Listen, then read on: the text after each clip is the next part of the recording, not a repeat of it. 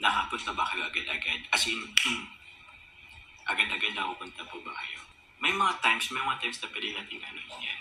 O, real quick, agad-agad yun, di ba? Nakakala mo ba yun? Di ba? Sabi ko po sa inyo, hindi rin po ako mabait.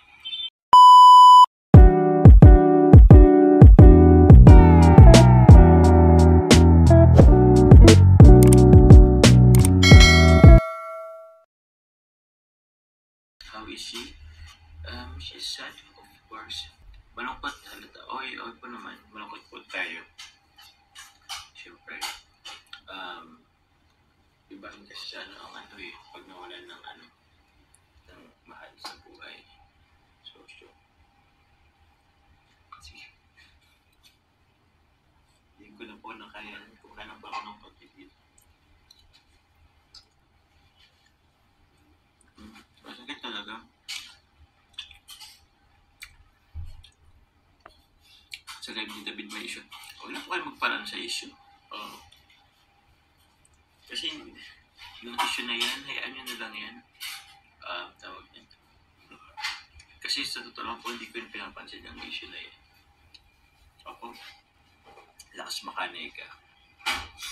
Bahala na po sila kung anong isipin nila. Bahala sila. Okay lang yan. Pwede nga nilang dagdagan kung gusto nila. So yun. About regarding po sa photoshoot, maya na yun eh. Supposedly po mamaya. Opo, konti lang naman po ito at hindi pa po. Tawag niya. Konti lang ito. Kasi hindi po kasi akong kumain ng Sige po, before po tayo mag-end ng live, siguro update ko po kayo about sa photoshoot. Ibulong ko po. Mamaya. Para abangan niya po. Para, regarding sa photoshoot po matutuloy. Wrong timing. Ilang beses na rin kasi nagpabalik-balik po yung kanyang lolo po sa hospital. Kept them waiting for this magic moment. Nanood siya siguro, our condolence, Carla. So yun, Carla, if you're here, if you're watching, our deepest and sincerest condolences to you and your family. Hope na maging okay ang lahat. Everything will be fine. Yung lolo naman natin is nasa mabuting kalagayan na. So wala na siyang tawag niyan, wala na siyang hirap na pagdaranasan. Yun, I know it's a bit sad. I know it's not a bit sad, it's so sad na mawala ng syempre minamahal sa buhay. But that's life. Ganun talaga. I know you're in pain or malungkot ka. Ayun. Everything will be fine. Pray lang kay God.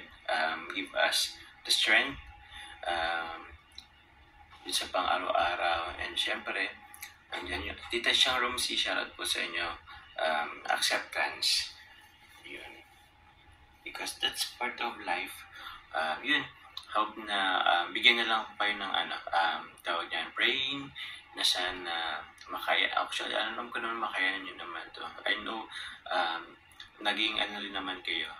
Madami rin naman kayong pinagsamahan ng iyong lolo and yung family mo. So, marami rin time kayo nagka-banding. So, yun talaga, yung mga lolo natin.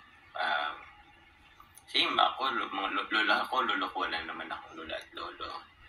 Mga uncle na lang meron, kaya si mama, wala naman akong papa. So, I know the feelings, sobrang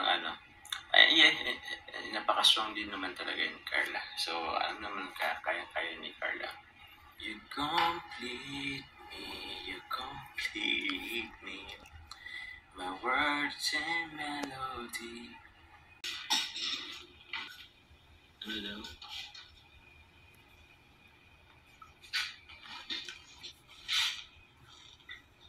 Ganito po kasi sige kayo, hindi naman sa kayo po ba agad-agad kayo nakapunta sa kung ba nagkaroon ng emergency, diba? Kung nagkaroon ng emergency, nakapunta ba kayo agad-agad? As in, agad-agad nakapunta po ba kayo? Diba? Hindi rin naman. May mga times na pwede natin ano yan. Okay? Di po real quick agad-agad yun, di ba?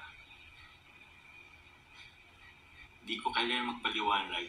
Opo, actually hindi ko naman kailangan magpaliwanag, pero ewan ko, nakakala rin kasi minsan, nakakala mo ba di ba? Sabi ko po sa inyo, hindi rin po ako mabait. Oo, sakto lang din, pero naano rin tayo, nainis din naman tayo.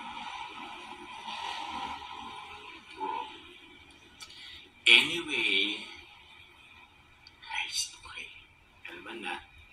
So, that's the last time I will, alam mo na yun.